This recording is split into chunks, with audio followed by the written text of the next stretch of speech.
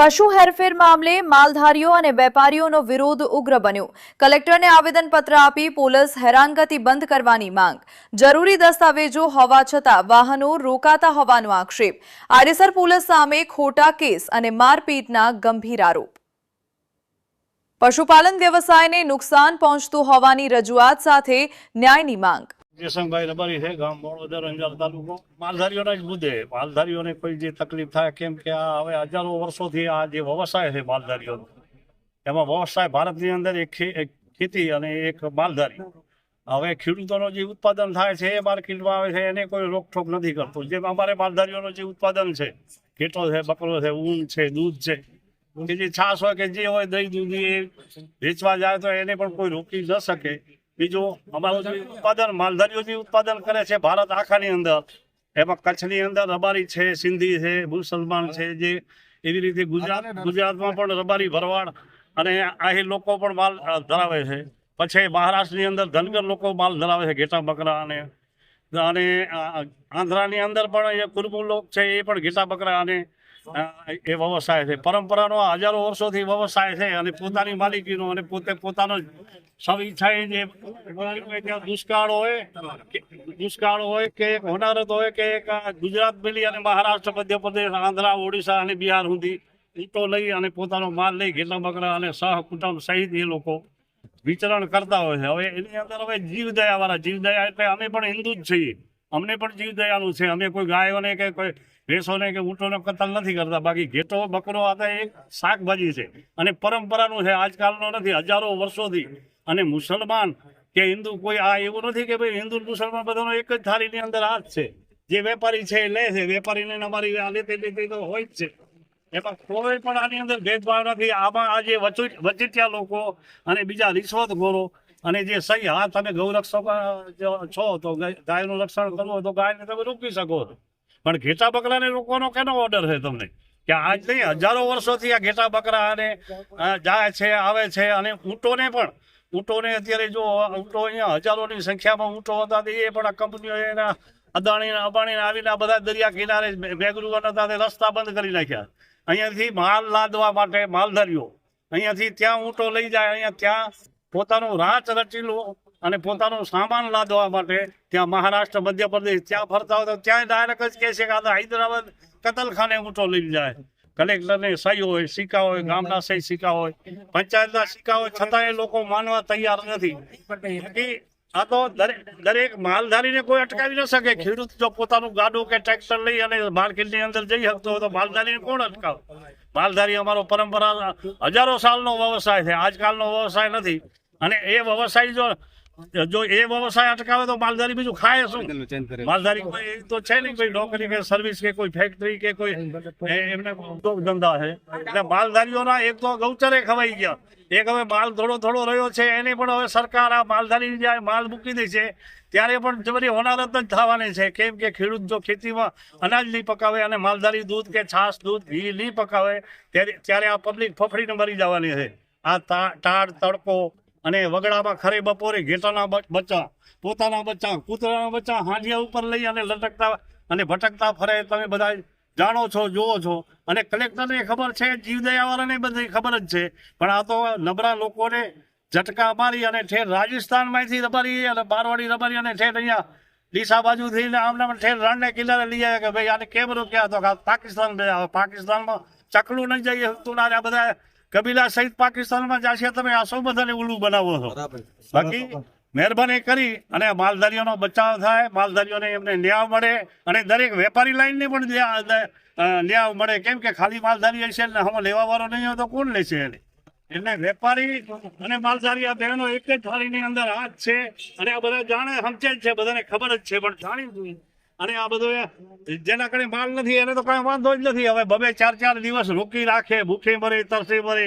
મહારાષ્ટ્રની અંદર જ્યાં અમરાવતી જિલ્લાની અંદર ગઈ સાલ ને આગલી સાલ ઊંટોને 50 ઊંટોને હેરાન કર્યા હતા, એ 50 ઊંટો મરી ગયા હળી ત્યાં સુધી એ કોર્ટમાં કાયદો જાય એટલે પછી કોર્ટ તો ઠીક પડે એમ જવાબ દેતી હોય છે, ક્યાંથી લીધો ને કેવો લીધો। હવે મારું ઘેટું બકરું ગયા, એમાં હું ક્યાં આવી ટાણે સર્વે કરવા જાઉં કે ક્યાં લખાવા જાઉં કે ભાઈ આ તલાટી ગણે કે જે માણસનો જેવી રીતે આ બધા જે આધાર કાર્ડ ને પાન કાર્ડ ને રેશન કાર્ડ ને ચૂંટણી કાર્ડ ને એમાં હવે આ જનાવરોને ક્યાંથી લઈ આવવા બધા આ પુરાવા અને પ્રૂફ કે ભાઈ આજે આ બધા જનાવરો ને પણ તમે આપો અને આ કાંઈ બનશે જ નહીં. અને ગાંધીજી જે માર્ગે આ આંદોલન કરશે જો ક્યાંય કોઈ માલધારીએ માલ વેચ્યો હોય કે સાચો હોય અને વેપારી લઈને જતો હોય તો એને રોકવા વાળો કોઈ છે જ નહીં. ભારતની અંદર પણ નથી અને રોકાશે પણ નહીં. પણ હા હકીકતમાં કોઈ ગૌરક્ષા છે, અમે પોતે ગૌરક્ષા વાળા જ છીએ, પણ કોઈ ગાયનું કતલ ક્યાંય થતું હોય તો આપણે રોકવું જરૂરી છે. પણ આ તો હવે આ જીડી પબ્લિકને નથી, આ એને કાયદાની ભાન નથી, કાયદાની કોઈ જાણકારી કે અનુભવ. વગડામાં જ પરંપરાથી ફર્યા કરે પોતાનું પરિવાર લઈ અને પોતાનું ગુજરાન કરે. હવે એની અંદર આવા ઝટકા આવે, લાખોનો માલ જાય અને તમે રોકી રાખો તો એની હાલત જ બગડી જવાની છે. એટલે મહેરબાની કરી અને સરકાર શ્રીને અને કલેક્ટરને અમે વિનંતી કરીએ છીએ કે આ માલધારીઓને છછેડવામાં મજા નથી. નકર જો રોડ ઉપર આવી ગયા તો પછી તકલીફ થશે ઘણી. એટલે મહેરબાની કરી અને આને જે ત્યાં અને રસ્તો જે મળતો હોય એટલું કહી હું મારી વાણીને વિરામ આપું છું. અને ધન્યવાદ તમે બધા આટલા વેપારી લાઈનના કે જે સમાજના કે માલધારીઓ જે ભેગા થયા એને ધન્યવાદ. અને આપણે કલેક્ટર મારું નામ ગઢવી જલુભાઈ મગનભાઈ, ગામ મોટા લાયજા, માંડવી તાલુકામાંથી આવું છું. અને આમ તો જોવા જઈએ તો પ્રજા છે, પ્રજા છે ને એનો વાંચા આપવા માટે હું આવ્યો છું. મારો માલધારીનો કુટુંબમાં બધો વ્યવસાય છે. આટલી મોટી માલધારીની જો તકલીફ થતી હોય અને સરકારશ્રીને એ ખબર ન પડતી હોય કે ત્યાં શું થઈ રહ્યું છે. આમ જોવા જઈએ તો માલધારી જેટલો કોઈ દુઃખી નથી. પહેલા પ્રશ્ન એ માલધારી છે. આમ જોવા જઈએ તો પશુપાલન વાળાને સહાય મળે, બીજી કોઈ પણ ખેતીવાળા વાળાને સહાય મળતી હોય. આ ડેરાદર જે ચરતા હોય બધા આજકાલના જે જોવા જઈએ તો આમ રાજકારણ આમાં ભેગું લાગે જ છે. કોઈ પણ રીતે જનરલ રીતે આટલી પબ્લિક ભેગી થતી હોય એની વાચા આપવા માટે હું એટલું જ કહીશ કે સાહેબ આ જે માલધારી જેટલો વર્ગ છે એના માટે અન્યાય થાય છે, બીજો કોઈના અન્યાય નથી થતો હોય. આવી ગરમીમાં દાખલા તરીકે 12 થી કરી અને 3 ની વચમાં તમે ચકલા નહીં કહો કે બહાર નીકળ તો ચકલો છે ને ચકલો એ પણ પોતાનો ખોરાક છોડી દેશે. અને આ માલધારી વર્ગ એ આટલા તડકામાં, આટલા ગરમીમાં, પાણી વગર, ખોરાક વગર પોતાના માલ માટે આમ રખડતા હોય. સાહેબ એમને પહેલા ન્યાય આપો. ભાજપ હોય કે કોંગ્રેસ હોય, કોઈને કહેવા નથી માંગતો, એટલું કહું છું કે આ પણ અહીંયાના હિન્દુસ્તાનના જ છે, પાકિસ્તાનના નથી. અહીંયાના માલધારી છે, એમને પૂરો ન્યાય આપવો જોઈએ. અને સરકારશ્રીને આમ વિનંતી છે, વિનંતી નહીં, ખાસ કરીને આમ એમને આંખ ખોલવા માટે હું ચોક્કસ કહીશ ગઢવીના નાતે કે કારણ કે આ માલધારી સામે કેમ અન્યાય થાય છે. જ્યાં પોતાનો માલ વેચેલો માલ કે બહાર જતો હોય તો એને PSI PI એને રોકી લેતા હોય, કોઈ લાંચ લેતા હોય, રૂપિયા લઈ લેતા હોય અને એમને આટલી તકલીફ થતી હોય. શું કામ?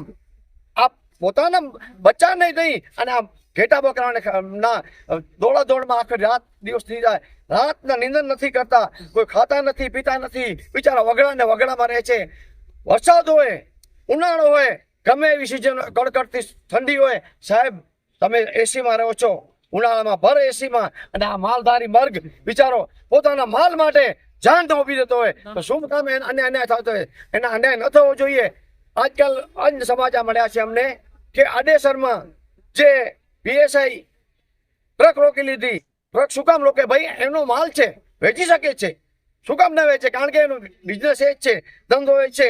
અને બીજું ગાય ભેંસ કોઈનું ભલે તમે કહેતા હો કે ગૌ હત્યા જેવી વસ્તુ નથી, કારણ કે આમની રોજીરોટી છે અને ભગવાને એવું બનાવેલું છે કે આ એમનું ધંધો છે, વેચી અને પોતાનું ગુજરાન ચલાવતા હોય તો શું કામ એમને અડચણ હોવું જોઈએ?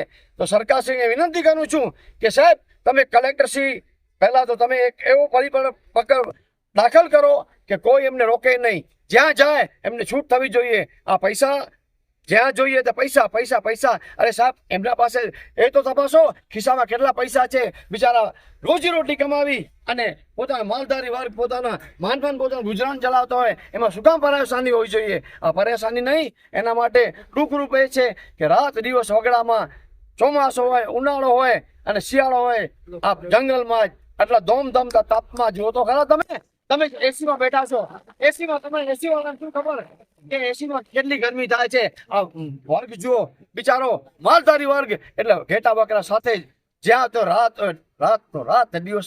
અરે એવું પણ જોયું છે સાહેબ, એ લોકો સ્મશાનમાં સુઈ જતા હોય છે, સ્મશાનમાં, કારણ કે ઘેટા બકરા બિચારા જ્યાં એનો આશરો મળે રહી જાય તો એ કોઈને સવારના ખબર પડે કે આ તો સ્મશાનમાં સુધા છીએ. પણ આ એટલો અન્યાય થતો હોય તો સાહેબ સરકારશ્રી તમે જાગો. કોંગ્રેસ હોય કે ભાજપ હોય કે ગમે પાર્ટી હોય, હું એ કહેવા માંગુ છું કે એની સાથે થતો અન્યાય એ દૂર કરો. અન્યાય એ અન્યાય જ છે સાહેબ. તમને આ શું વોટ નથી આપતા? આ માલધારી વર્ગ તમને વોટ નથી આપતો? હવે તમને આંખો ખોલવી જોઈએ. આંખો ખોલી અને અમારા આ બધા માલધારી આટલા સમાજ ભેગો થયો છે એને વાચા આપશો. વાચા નહીં આપો તો સાહેબ અમે બધા ધારણા ઉપર ઉતરશું અને તમને યાદ રાખજો એનો સબત પણ જરૂર મળશે તમને. એટલે વિનંતી કરું છું કે હજી પણ તમે આ માલધારી વર્ગનું નાનામાં નાની વસ્તુ કે તમે નોંધ કરજો. એમને થતી હોય છે ગાડી અહીંયાથી નીકળતી હોય માલધારીમાં એ લોકોના ઘેટા બકરા ભરેલા હોય અને નાની નાની વસ્તુમાં ટોલ નાક્યાવાળા અહીંયા આડેસર વાળા રોકી લેતા. શું કામ રોકે? પબ્લિક રોકે, કોઈ રોકે. એટલે અને સાહેબજી બીજું માલધારીનો એક ભાઈનો એક સૂચન પણ છે કે જ્યાં એ લોકોને પરવાનગી મળવી હોય છતાં એ લોકો પરવાનગીનો અમલ નથી કરતા. અમલ તો ભલે નથી કરતા અને એને ત્રાસ ગુજારે છે સાહેબ. એક વાત કહું, લાચ રીશ્વત લેતા હોય એ તો ખાસ સાંભળી લેજો. આ માલધારીઓને લાચ રીશ્વત તમે 500 રૂપિયા લેશો ને સાહેબ, તમારા બચ્ચાઓને એમાં ભોગવવું પડશે. બચ્ચાઓને, કારણ કે આ પોતાનો રાત દિવસ જંગલમાં રહી અને પોતાના બચ્ચાઓ માટે કરે છે. તો તમે તમારા પણ બચ્ચા છે, યાદ રાખજો એમને ન્યાય મળવો જ જોઈએ. ન્યાય નહીં મળે તો એક યાદ રાખજો આ બધી માલધારી સમાજ એક વખત ધરણા ઉપર આવશે ત્યારે તમારી આંખો ખુલશે. નહીં તો ન્યાય આપશો, મહેરબાની કરી ન્યાય આપશો. વિનંતી નહીં, હમણાં વિનંતી કરીએ છીએ આ માલધારી વર્ગ. પછી તમારે આ ચીમકી નહીં સમજતા. અમારો આ ધારણા ઉપર આવી અને રોડ ઉપર ચક્કાજામ નહીં કરીએ તો આ માલધારી સમાજને કહેતા